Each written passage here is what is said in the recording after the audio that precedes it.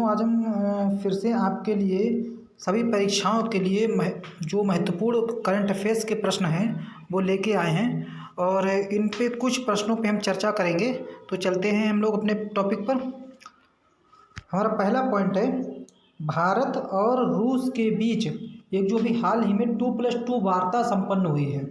तो भारत और रूस के बीच जो 2+2 वार्ता संपन्न हुई है, ये पहली बात कहाँ हुई है? तो ये हुई है नई दिल्ली में। तो भारत और रूस के बीच 2+2 वार्ता हुई है, नई दिल्ली में आयोजित की गई है। और इस वार्ता में क्या समझौता किया गया है? तो उसमें सबसे महत्वपूर्ण एक समझौता किया गया है कि भारत और रूस मिलकर एक राइफल बनाएंगे, उसका निर्माण करेंगे, जिसका नाम है AK-203 राइफल। तो अगर आपसे क्वेश्चन आता है कि भारत ने किस देश के साथ मिलकर AK-203 राइफलों को बनाने का समझौता किया है, तो वो हो जाएगा रूस। और ये कहाँ बनाई जाएंगी? तो ये उत्तर प्रदेश के अमेठी के कोरबा में बनाई जाएंगी। ठीक है, तो ये उत्तर प्रदेश के अमेठी के कोरबा में ये बनाई जाएंगी। रूस के साथ मिलकर समझौता किया है और राइफल का नाम है AK-203। तो चलते हैं हम लोग जो है अपने अगले पॉइंट पर। इसी से जुड़ा हुआ दूसरा हमारा पॉइंट है कि जो 2+2 वार्ता है भारत ने जो रूस के साथ की है, और किन किन देशों के साथ भारत करता है? तो भारत रूस के साथ, अमेरिका के साथ, जापान के साथ और ऑस्ट्रेलिया के साथ, भारत मुख्य रूप से इन देशों के साथ 2+2 वार्ता करता है। और इस 2+2 वार्ता में ध्यान रखने वाली बात है कि कौन कौन लोग हिस्सा लेते हैं।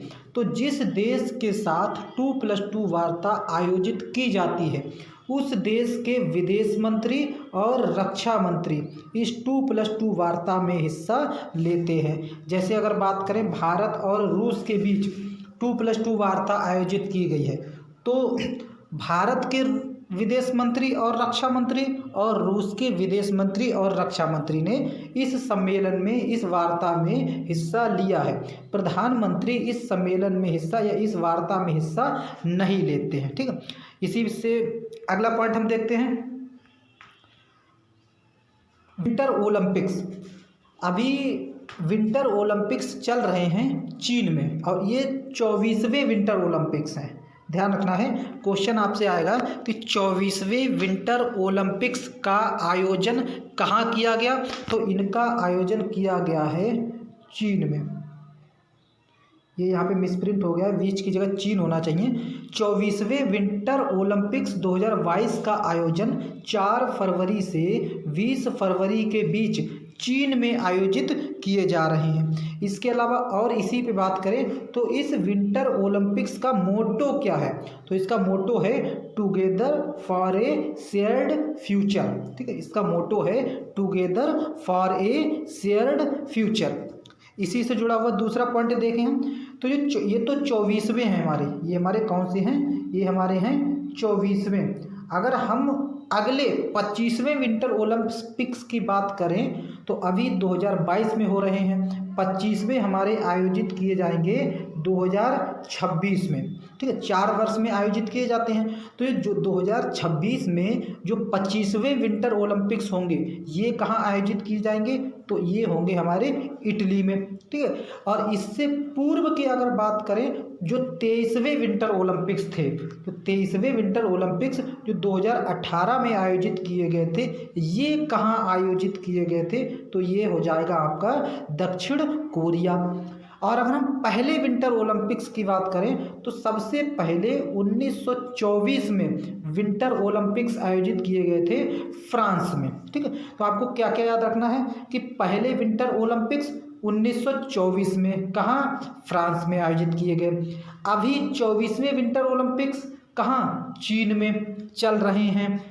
और 25वें विंटर ओलंपिक्स 2026 में इटली में आयोजित किए जाएंगे। और इससे पूर्व 23वें विंटर ओलंपिक्स 2018 में दक्षिण कोरिया में आयोजित किए गए। चलते हैं अगले पॉइंट पर। देखिए, अभी हमारा भारत सरकार का एक थिंक टैंक है नीति आयोग। थिंक पर। तो नीति आयोग भारत सरकार का एक थिंक टैंक है और इसकी स्थापना की अगर बात करें तो वर्ष 2015 में योजना आयोग के स्थान पर इस नीति आयोग की स्थापना की गई। ये नीति आयोग एक national multi dimensional poverty index निकालता है। National multi dimensional poverty index, आपसे अगर क्वेश्चन आता है कि national multi dimensional poverty index कौन जारी करता है, तो वो हो जाएगा आपका नीति आयोग, ठीक है। और इसमें सबसे खास बात जो आंकड़े जारी किए गए हैं उस पर बताया गया है कि भारत में सबसे ज़्यादा गरीब आबादी किस राज्य में है, तो वो है आपका बिहार। भारत में सबसे गरीब आबादी बिहार में है और यहाँ का प्रतिशत देखें तो 51.91% आबादी बिहार की गरीब है। अगला इसी में देखें तो सबसे कम गरीब आबादी की अगर बात करें तो वो है केरल। सबसे ज़्यादा गरीब आबादी बिहार में और सबसे कम गरीब आबादी केरल में। केवल 0.7% यहाँ की आबादी गरीब है। अच्छा, जो हमारी गरीबी का हम लोग जो निर्धारण करते हैं इसमें जो एक्सट्रीम पॉवर्टी की बात आती है, मतलब ऐसी गरीबी जिस गरीबी में लोग अपनी न्यूनतम आवश्यकताओं की पूर्ति भी नहीं कर पाते, तो उसके लिए जो क्राइटेरिया बनाया गया है वो बनाया गया है प्रतिदिन $1.90, यानी कि प्रतिदिन $1.90 से नीचे के जितने भी लोग आते हैं उनको सबको हम एक्सट्रीम पॉवर्टी में शामिल करते हैं। इसी में देखें कि जो हमारा ये जो इंडेक्स जारी किया गया है national multi dimensional poverty index, इस national multi dimensional poverty index के कितने डायमेंशंस हैं, कितने आयाम हैं, तो वो हो जाएंगे आपके 3 प्रमुख डायमेंशंस हैं। कौन कौन से? पहला हो जाएगा आपका शिक्षा, दूसरा हो जाएगा स्वास्थ्य और तीसरा है आपका जीवन स्तर। यानी कि जो national multi dimensional poverty index है इसमें शिक्षा, स्वास्थ्य और जीवन स्तर 3 को मुख्य डायमेंशन में शामिल किया गया है। अगला देखिए, अगला हमारा आता है G20। अभी G20 के बारे में एक न्यूज आई थी कि भारत जो है इस G20 ट्रोइका में शामिल हो गया। ये ट्रोइका, ये जो ट्रोइका है ये G20 के अंदर एक शीर्ष इकाई है।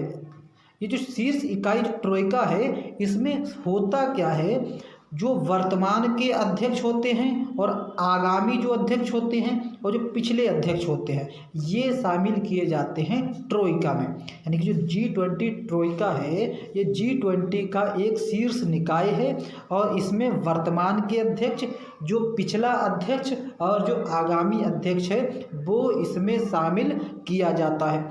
और भारत के बारे में एक खास बात G20 को लेकर ये है कि भारत 2023 में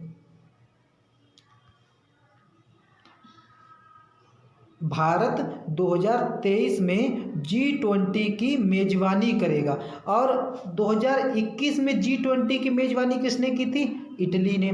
2022 में कौन करेगा? इंडोनेशिया। और 2023 में कौन करेगा? भारत। और भारत 2023 में जो G20 की मेज़बानी करेगा तो भारत ऐसा पहली बार करेगा। इससे पहले भारत में G20 की शिखर सम्मेलन की मेज़बानी नहीं की है। 2023 में भारत पहली बार G20 शिखर सम्मेलन की मेज़बानी करेगा। देखिए, अगला हमारा एक इशू आता है। अभी कुछ दिन से जो है एक विवाद चल रहा है यूक्रेन को लेकर। रूस और यूक्रेन को लेकर एक विवाद चल रहा है काला सागर में और उसको लेकर वर्तमान में तृतीय विश्व युद्ध तक की जो है परिस्थितियां बनी हुई हैं। अनुमान लगाया जा रहा है कि अगर इस जो झगड़ा है इस समय चल रहा है, जो विवाद जो चल रहा है, इसको अगर नहीं रोकने का प्रयास किया गया तो तृतीय विश्व युद्ध तक हो सकता है। तो इस विवाद के दौरान कुछ जगह चर्चा में आई हैं, जैसे कि एक तो हमारा रूस, एक जो अपना देश है रूस हमारा मित्र देश है, एक तो रूस चर्चा में आया है, दूसरा यूक्रेन चर्चा में आया है। इसके अलावा और बात करें तो काला सागर चर्चा में आया है, और इसके अलावा एक हमारा और है जो है नाटो, वो चर्चा में आया है। तो इन सभी जगहों के बारे में हम थोड़ा सा समझने का प्रयास करते हैं, एग्जाम्स में क्वेश्चन बन सकते हैं इससे। तो जो रूस है, अगर हम रूस को देखें तो रूस की राजधानी है मॉस्को, ये चीज़ ध्यान रखनी है, रूस की राजधानी है मॉस्को, और ये क्षेत्रफल के हिसाब से विश्व का सबसे बड़ा देश है। जो रूस है ये क्षेत्रफल के हिसाब से विश्व का बड़ा देश है, और इस रूस को यूरेशिया के नाम से भी जानते हैं, क्योंकि ये यूरोप और एशिया दोनों ही महाद्वीपों में आता है, इसलिए इसको यूरेशिया के नाम से भी जानते हैं। और इस रूस की जो करेंसी है उसको बोलते हैं रूबल, जो रूस की करेंसी है इसको बोलते हैं रूबल। और व्लादिमीर पुतिन इस समय के यहाँ के राष्ट्रपति हैं। रूस के बारे में अगर और कुछ देखें तो रूस में एक पर्वत है जिसको बोलते हैं यूराल पर्वत। जो यूराल पर्वत है ये कहाँ है? रूस में ही है। इसके अलावा एक और है एल्ब्रुस पर्वत। जो एल्ब्रुस पर्वत है ये यूरोप की सबसे ऊंची चोटी है, और जो यूरोप की सबसे ऊंची चोटी माउंट एल्ब्रुस है ये कहाँ पाई जाती है? ये रूस में ही अवस्थित है। इसके अलावा दूसरा हमारा आ जाता है यूक्रेन। जो यूक्रेन के बारे में अगर बात करें तो यूक्रेन की राजधानी है कीव। यूक्रेन की राजधानी है कीव, और ये कीव किस नदी के तट पर है? तो ये नीपर नदी के तट पर है। ठीक है, यूक्रेन की राजधानी कीव नीपर नदी के तट पर है। और यहाँ के राष्ट्रपति के बारे में अगर बात करें तो वो हैं वोलोदिमीर जेलेंस्की। यहाँ के राष्ट्रपति हैं यूक्रेन के वोलोदिमीर जेलेंस्की, ये यहाँ के राष्ट्रपति हैं। अगला हमारा आ जाता है काला सागर। जो काला सागर जो इस समय बात करें तो पहली बात एक चीज़ यहाँ पे ये भी याद रखनी है कि काला सागर में एक क्षेत्र है, एक प्रायद्वीप है। काला सागर में एक प्रायद्वीप है जिसका नाम है क्रीमिया। ये क्रीमिया प्रायद्वीप जो है ये किसी समय यूक्रेन का ही हिस्सा होता था, लेकिन 2014 में इस पे रूस ने अपना नियंत्रण कर लिया, और अब इस समय ये रूस के नियंत्रण में है। तो काला सागर की अगर बात करें तो काला सागर में रूस, यूक्रेन, रोमानिया, बुल्गारिया, तुर्की और जॉर्जिया ये देश काला सागर से टच करते हैं। इनकी सीमा काला सागर से टच होती है। इनमें है रूस, यूक्रेन, रोमानिया, बुल्गारिया, तुर्की और जॉर्जिया। इसके अलावा काला सागर के पास में ही एक छोटा सा सागर और है ऊपर की ओर, जिसको बोलते हैं अजोव सागर। ये अजोव सागर जो है, ये अजोव सागर कर्च जलसंधि के द्वारा, एक जलसंधि है कर्च जलसंधि। जलसंधि उसको बोलते हैं दो जल निकायों को जो आपस में जोड़ती है। तो कर्च जलसंधि के द्वारा अजोव सागर जो है ये काला सागर से जुड़ा हुआ है। ये तो हमारा होगा काला सागर। एक और संगठन चर्चा में आया था जिसका नाम था नाटो। चूँकि ये जो नाटो संगठन है ये अमेरिका के नेतृत्व में गठित किया गया एक सैन्य संगठन है, और इसकी स्थापना हुई थी 4 अप्रैल 1949 को।